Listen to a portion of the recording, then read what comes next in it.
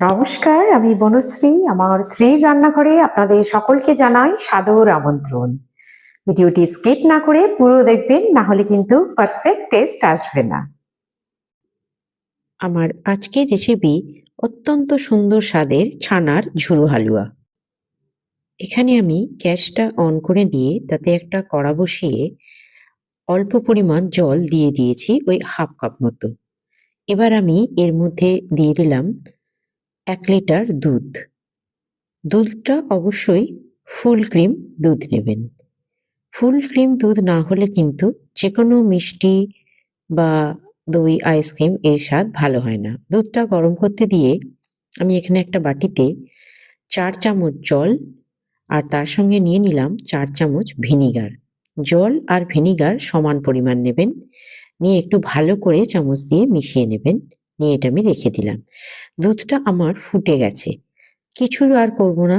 এটাকে একটু 5 মিনিটের জন্য আমি ছেড়ে দিয়েছিলাম গ্যাস অফ করে, যাতে এর টেম্পারেচারটা কমে যায়।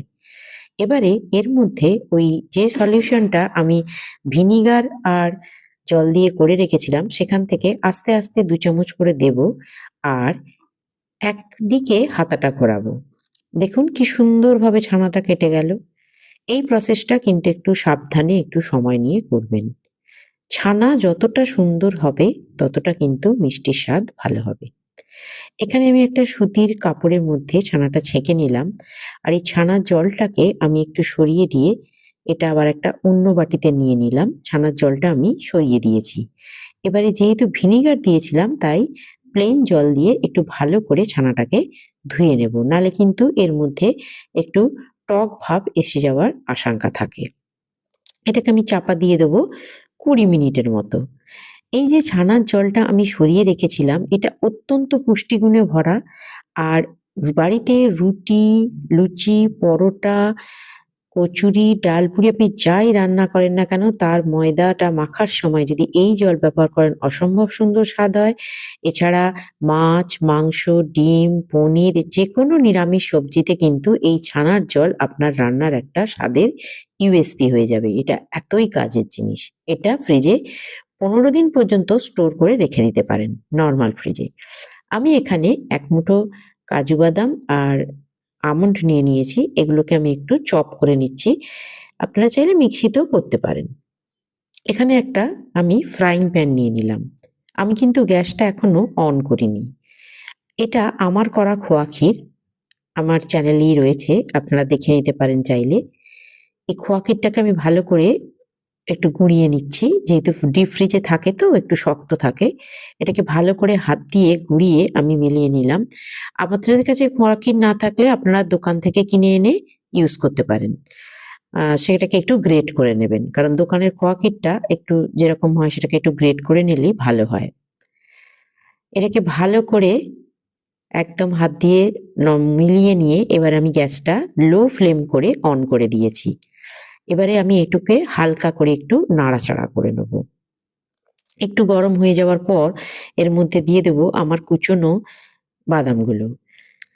আপনারা চাইলে এখানে পেস্তা বা চীনাবাদামও দিতে পারেন, অসুবিধে কিছু নেই। আর আমি এখানে শুধুমাত্র আমন্ড আর কাজুই দিলাম।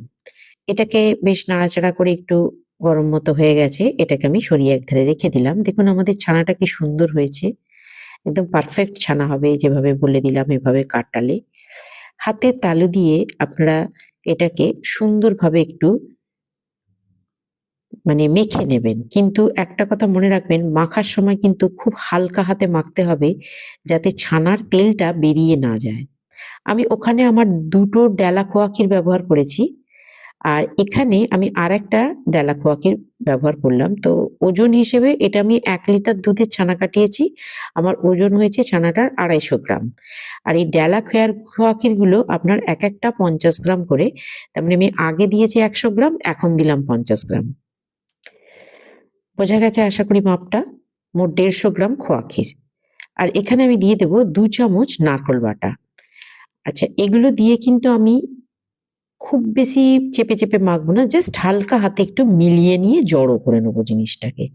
যে খুব চেপে চেপে মেখে নেবো তা নয়, খালি একটুখানি জড়ো করে মতো মাখা মাখা করে নেওয়া। এবারে আমি কড়াটা নিয়ে নিয়েছি। আচ্ছা, এই রসটা কিন্তু আমার আগের বারের পান্তুয়া করেছিলাম তার রস, সেটা রয়ে গেছে। তার মধ্যেই আমি এটা দিয়ে দিলাম ওয়েস্টেজ না করে। আপনারা কিন্তু আপনাদের কাছে যদি রস তো নিশ্চয়ই যদি না থাকে, যখন এই মিষ্টিটা করবেন, 1 কাপ চিনি, 1/2 কাপ জল, একটা ছোট এলাচ, আর চাইলে 2-1টা কেশরের দানা দিয়ে চিনিটা গলা পর্যন্ত একটু 2 মিনিট হাই ফ্লেমে ফুটিয়ে নেবেন। একটু গাঢ় রস হবে এটা। এই রসটা একটু গাঢ় রস। রসের মধ্যে আমি আমার মাখা ছানাটা দিয়ে দিলাম। এবারে গ্যাসটা লো ফ্লেমে করে ক্রমাগত এটাকে নাড়তে হবে। এখানে কিন্তু ফ্লেমটা হাই দেবেন না। যাতে একটু ভালো করে আস্তে আস্তে ছানার সাথে রসটা কুক হয়, তাই কিন্তু অবশ্যই গ্যাসটা এই সময় একদম লো ফ্লেমে রাখবেন। দেখুন আমাদের বেশ ছানাটা কমে এসেছে। আস্তে আস্তে কিন্তু কড়া থেকে ছাড়তে শুরু করে দিয়েছে। এটাকে কিন্তু এই পর্যায়েও নামিয়ে কেকের মতো করা যায়। যদি কেকের মতো করতে চান করা যায়। কিন্তু আমি যেহেতু হালুয়া করতে যাচ্ছি, ঝুরো হালুয়া, তাই এটাতে আমি আরো একটু বেশি ভাজা ভাজা করে নেব। আর দেখবেন একটা গোল্ডেন মতো কালার চলে আসবে। একদম গোল্ডেন কালার চলে এসেছে আমার। আর একদম ভাজা ভাজা হয়ে গেছে। কোনো রসটাই কিন্তু এর মধ্যে আর নেই। এবার আমি এটাকে একটা প্লেটে সার্ভ করে নেব। আমি এটাকে একটা প্লেটের মধ্যে সার্ভ করে নিয়েছি। একদিন অবশ্যই অবশ্যই বাড়িতে করে দেখবেন, অসম্ভব সুন্দর স্বাদ হয়। আমার মেয়ে তো এই ছানার ঝুরো হালুয়া হলেই বলবে, এতটুকু করেছো? মানে এটা পুরোটাই তো আমি একা খেয়ে নেবো। আমার হাজব্যান্ডও খুশি, ছানার ঝুরো হালুয়া খুবই খুশি। তো আপনারাও একদিন অবশ্যই বাড়িতে করে দেখুন, ভীষণ সুন্দর স্বাদ হয়। আর আমার কিছু বলার নেই, করে দেখলে নিজেরাই বুঝতে পারবেন। আর আজ এ পর্যন্তই। আবার আসবো ফিরে অন্য একটি রেসিপি নিয়ে। ধন্যবাদ।